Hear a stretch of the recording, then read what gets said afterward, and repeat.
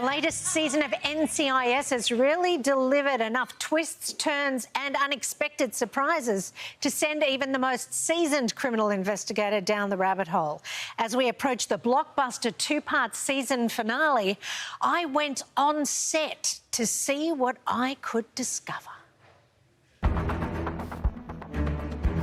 For 20 seasons, the gang from NCIS have kept us glued to the TV with an amazing group of characters and storylines that have kept us on the edge of our seats. So what's in store as we near the end of season 20? Well, I'm on a mission to find out.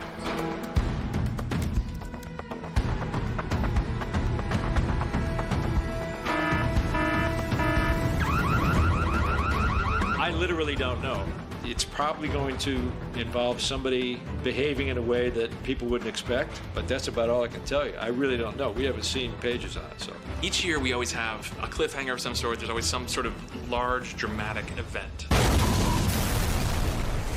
It's kind of a signature, a fingerprint of NCIS. And while I know what's happening in the penultimate episode, where we begin shooting that next week, this is uncharacteristic, but I have heard zero about the finale. I heard that sometimes the script writers give you scripts that have different endings to the ones they give other people. Is there any truth to this rumour? There is, actually. They're not honest with me. Why is this? I don't know. I don't tell any secrets except the ones that I spill all over the internet.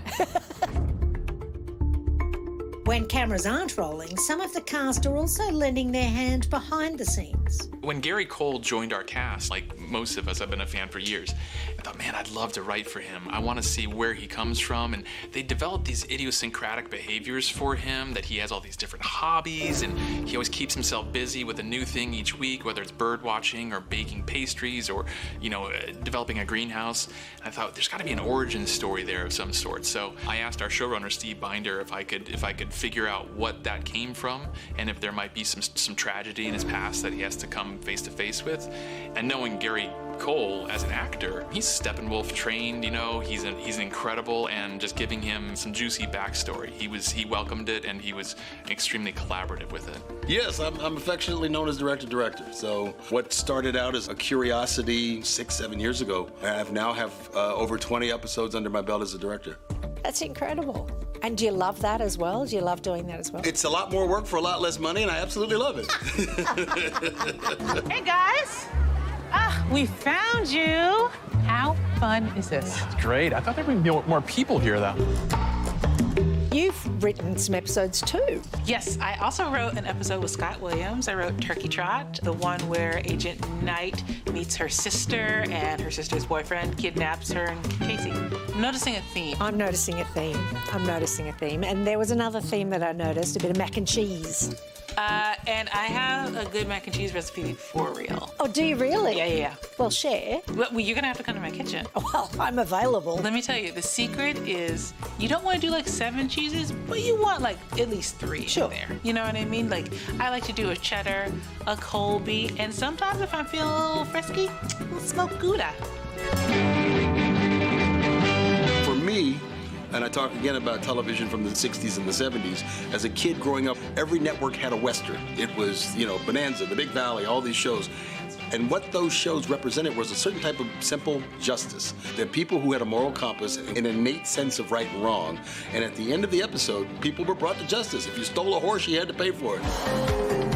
I'm keeping a close eye on developments here at NCIS HQ here in Washington, D.C. to see what I can find out about NCIS Sydney. I haven't heard anything yet. I don't know how we plan to cross-pollinate, but, we were very successful this season with the crossover shows, with the mothership, as they like to call our show, Hawaii, and with Los Angeles. So I'm hoping there's room for that as well. I'm so excited. Congratulations, Sydney. We welcome you to the fold. They've been keeping things under wraps. I'm sure it's brewing over there, but I've been trying to get details on it, and I can't so far. So I'm excited to hear kind of what comes next. We had LA before, and now that they were finishing up this year, we have Hawaii.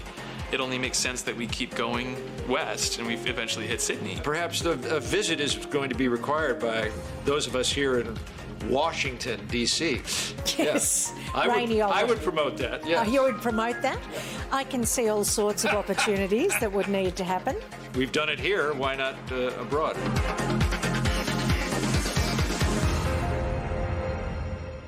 So as you can see, they are keen as mustard to be part of NCIS Sydney, and why wouldn't they be?